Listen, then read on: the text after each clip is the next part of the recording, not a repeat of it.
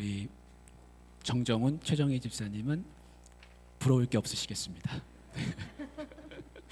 예. 오늘 함께 나눌 말씀은 신약성경 요한계시록 우리 3장 20절 말씀입니다. 요한계시록 3장 20절 우리 한 절의 말씀인데요. 신약성경 403쪽쯤에 있습니다. 우리 한 절의 말씀 다 같이 한 목소리로 크게 읽겠습니다. 볼지어다 내가 문 밖에 서서 두드리노니 누구든지 내 음성을 듣고 문을 열면 내가 그에게로 들어가 그와 더불어 먹고 그는 나와 더불어 먹으리라. 아멘. 우리 함께 같이 찬양하면 좋겠습니다. 너는 시냇가에 심은 나무라. 우리 옆에 계신 분을 축복하는 마음으로 함께 찬양하겠습니다. 너는 시냇가에 심은 나무라. 특별히 우리 자녀들 축복하면 좋겠습니다. 자녀들, 우리 친구들도 우리 어른들을 같이 축복하면 좋겠습니다. 너는 시냇가에 심은 나무라. 너는 시냇가에 심은 나무라. 하나님의 사랑 안에 믿음 뿌리 내리고 주의 뜻대로 항상 살리라. 아멘. 여러분 많이 축복하시길 바랍니다.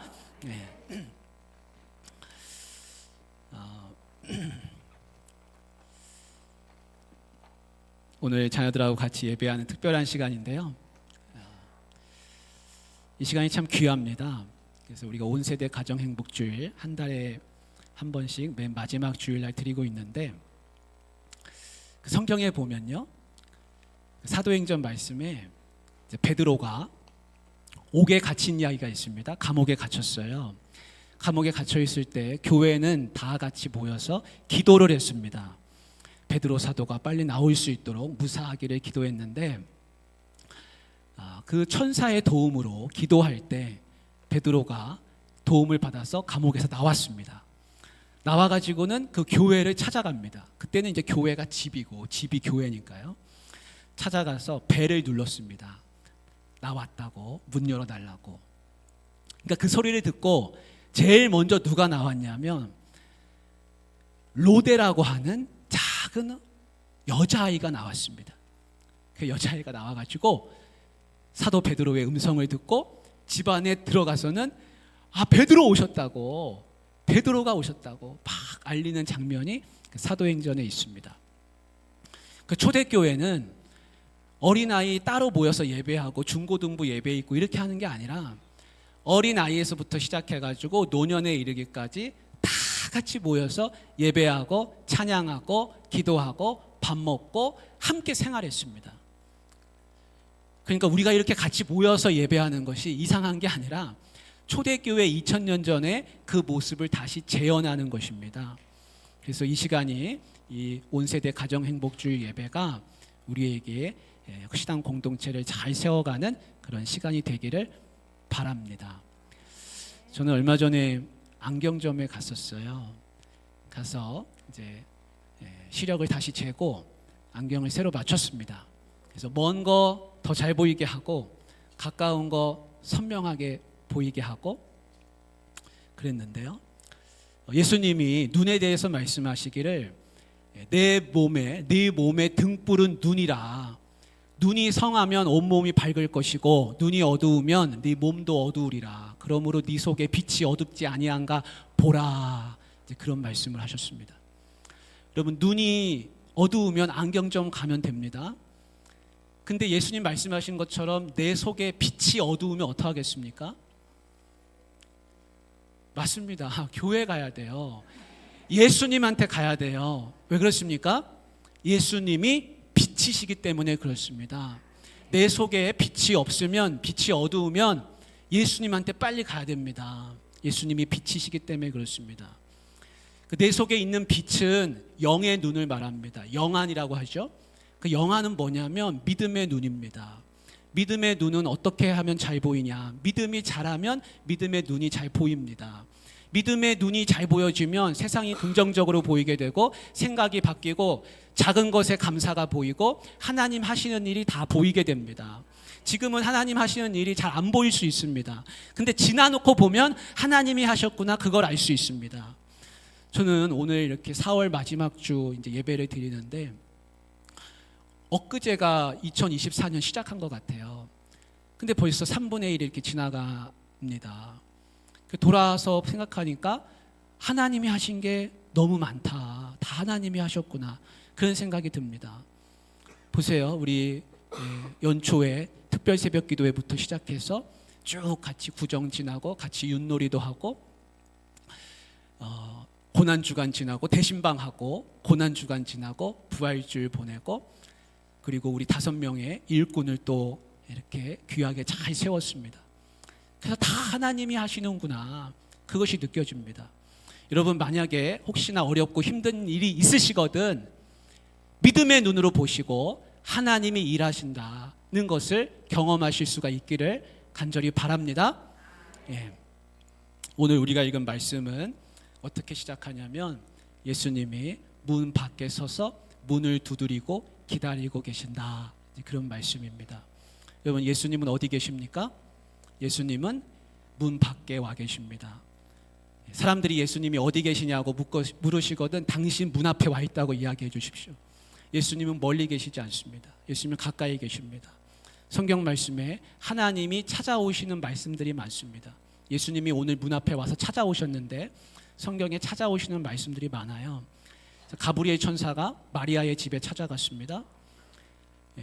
사무엘 선지자가 다윗을 만나러 이새의 집에 갔습니다.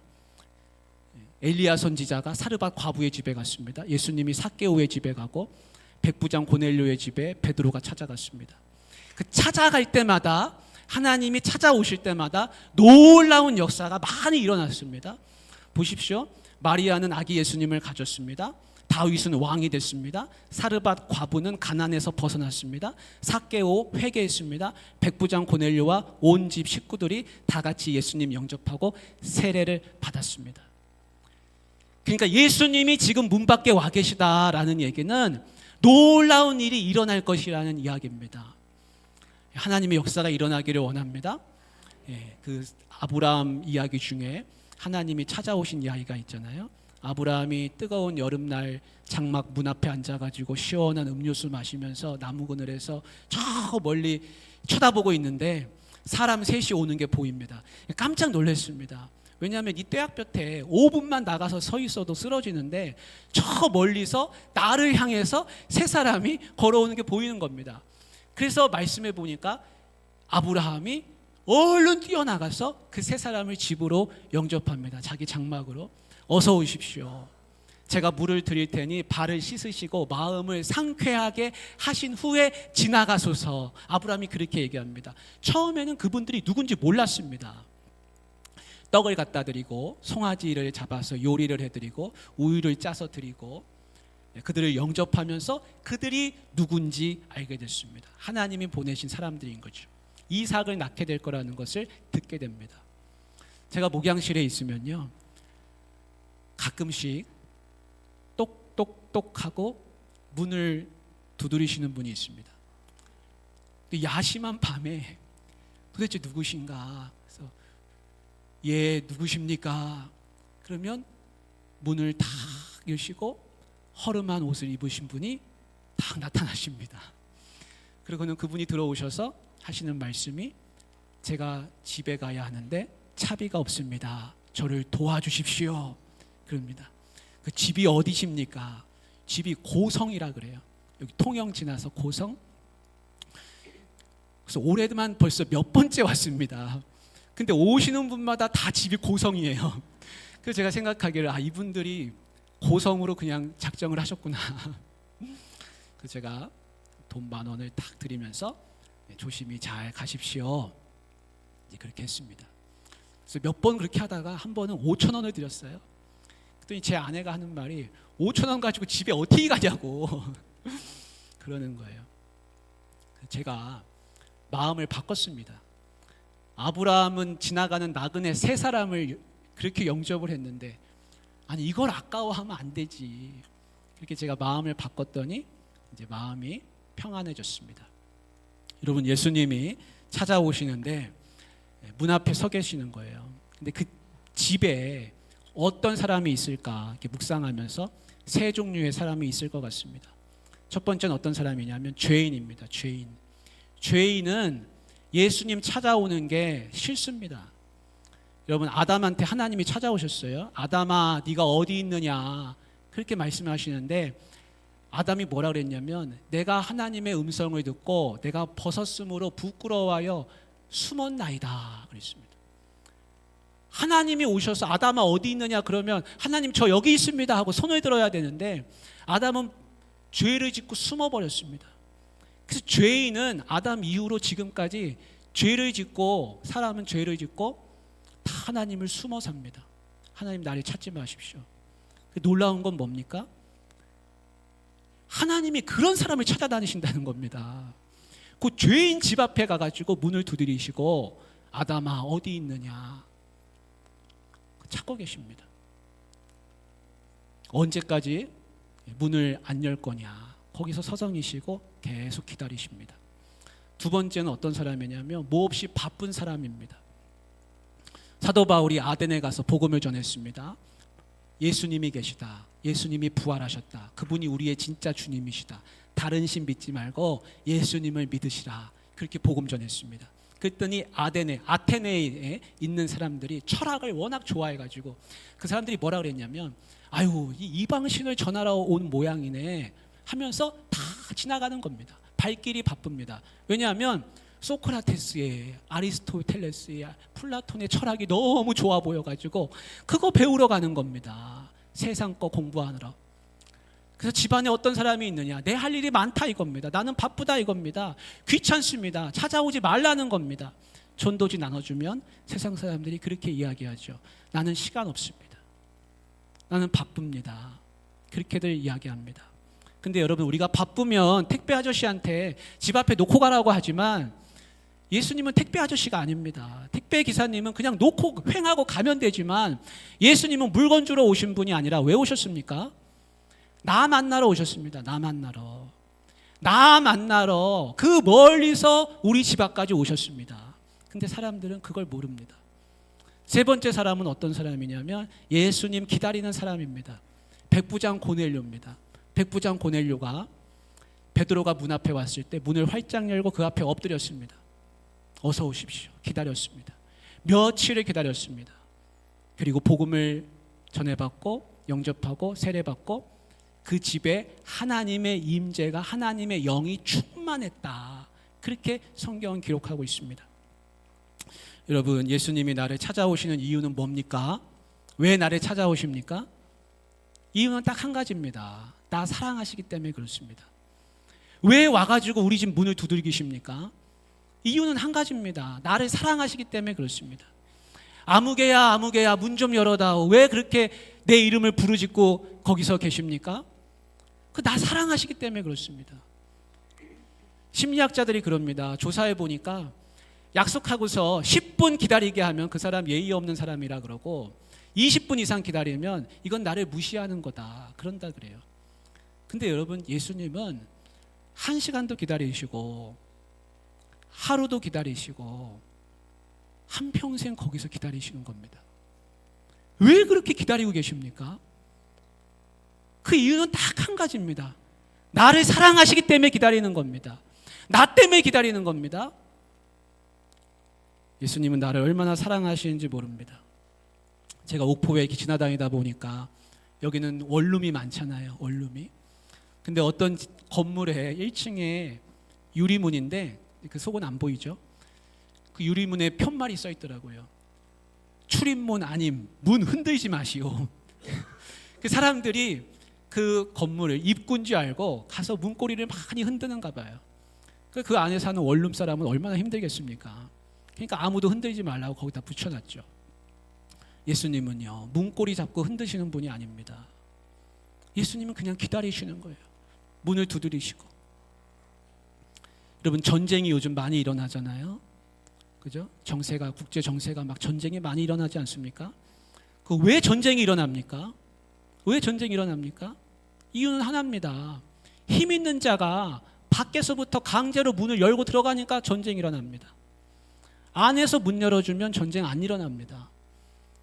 예수님은 세상 권세를 다 가지고 계시고 힘이 있으십니다. 근데 예수님은 강제로 문을 열지 않습니다. 예수님이 기다리세요. 문이 열리기를.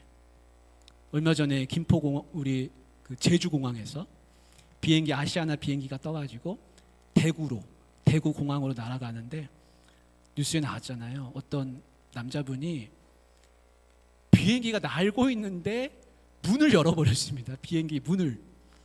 그 비행기 안에 있는 사람들은 다 무서워서 공포에 떨고, 그분은 낙하산도 없는 분이 뛰어내리겠다고 그래가지고 사람들이 붙잡고 난리가 났었죠.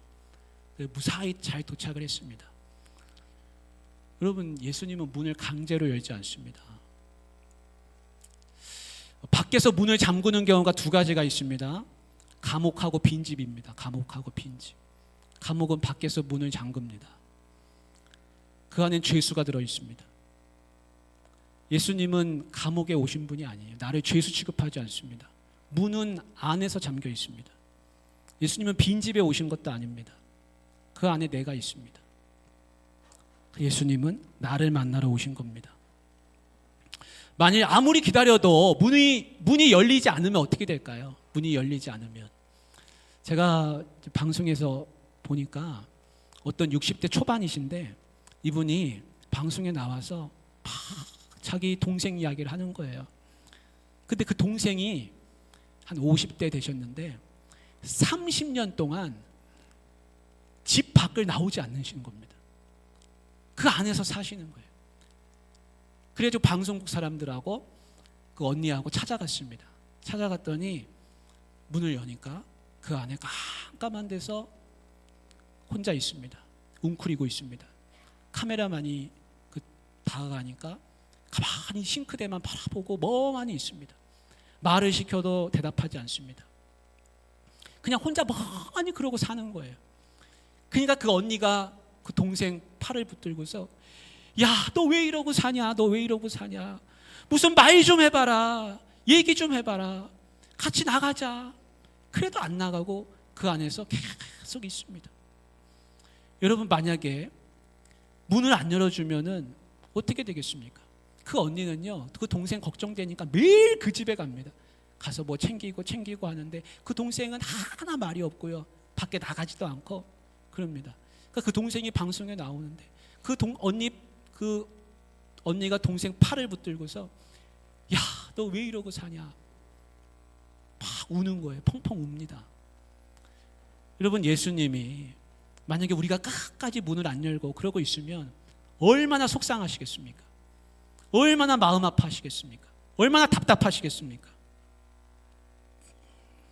저는 그 방송 보면서 그 언니의 모습에서 예수님의 모습이 이렇게 겹쳐졌습니다. 예수님이 그렇게 기다리시는데 문을 안 열고 있는 분들이 계시다면 예수님은 그 언니처럼 많이 속상해하시고 밖에서 울고 계실지도 모릅니다. 여러분, 주님을 향해서 문을 여셨습니까? 아무리 부르고 두드려도 열리지 않는 그런 문이 없기를 바랍니다. 세상에 세 가지 공간이 있다 그래요. 사람은 세 개의 공간에서 산다 그럽니다. 첫 번째 세계는 뭐냐면 카페 같은 곳입니다. 카페 같은 곳은 이제 개방되어 있습니다. 누구든지 와서 같이 차도 마시고 인사도 하고 서로 예의를 갖추고 날씨 이야기도 하고 지나가면서 인사도 나누고 이제 그런 곳입니다. 개방되어 있는 곳이죠. 두 번째 세계는 개인적인 공간입니다. 그래서 내가 머무는 곳이죠. 내가 친한 사람들만 그 안에 들어올 수가 있습니다. 친한 이웃들, 친구들, 가족들이 옵니다. 세 번째 공간이 있는데 집 안에 벽장 같은 곳입니다. 이 벽장 안에는 내가 남한테 보여주고 싶지 않은 것들이 가득히 들어 있습니다. 비밀스러운 공간입니다. 나를 오랫동안 아프게 하는 죄책감, 수치심, 나만의 꿈, 그런 것들이 그 안에 들어 있는 것이죠. 여러분들이 지금 어떤 문을 여셨는지 모르겠습니다. 여러분 문을 여셨습니까? 그 문을 여셨다고 대답하시면 아마 어떤 문을 여셨는지 한번 생각해 보시기를 바랍니다. 문을 여셨다고 생각되시는 분들 중에서 카페의 문을 여신 분이 있을지도 모릅니다. 주님, 나는 문을 열었습니다. 주님 들어오십시오. 그 주님이 들어오십니다. 들어오셔서 같이 차를 마시고 이런저런 이야기를 나눕니다. 세상 돌아가는 얘기를 합니다. 그러다가 시간이 되면은 주님, 제가 이만 바빠서 가봐야겠습니다. 안녕히 계십시오 하고 내 갈 길을 가는 겁니다. 여러분, 주님이 원하시는 분이 그런 분이겠습니까? 두 번째 문, 저는 우리 집 문을 열었습니다. 여러분 잘하신 겁니다. 제가 신방 가니까 예배상 차려놓고 방석 깔아놓고 집 깔끔하게 해놓고 신방 받으시는 분들이 많았는데요. 저는 거기서 예배드리고 나올 때 하나님, 저는 가지만 하나님이 이곳에 계속 머물러 주시기를 원합니다 하면서 축복하면서 그 집을 나오는데, 저는 아무리 그렇게 해도 손님이죠. 거기 머무셔야 되는 분은 누굽니까? 예수님입니다. 우리 주님이십니다. 근데 주님이 원하시는 분이 현관문 뿐이겠습니까? 그거 열면 잘한 거죠. 근데 그것만이 다겠습니까? 세 번째 문이 남아 있습니다. 그 문은 뭐냐면 벽장 속의 문입니다. 내가 남한테 보여주고 싶지 않은 거, 온갖 것들 거기다 다 모아놨는데 주님, 이건 절대 안 됩니다. 이건 남한테도 보여주고 싶지 않습니다. 오랫동안 나를 아프게 한 것들 여기 다 모여져 있습니다. 수치심, 죄책감, 온갖 나만의 걱정거리들이 그 안에 있습니다. 근데 그거를 예수님이 문을 똑같이 두들기고 계신 겁니다. 사랑하는 우리 성도님들, 그 세 번째 마지막 문을 꼭 여시기를 바랍니다. 그 문을 열지 않으시면 교회 아무리 오래 다니고 신앙생활 아무리 많이 하고 직분 아무리 받았어도 예수님하고 관계가 손님 관계밖에 안 됩니다. 주님은 손님밖에 안 되는 겁니다. 사랑하는 우리 귀한 성도님들, 이 시간을 통해서 모든 문을 다 여시기를 바랍니다.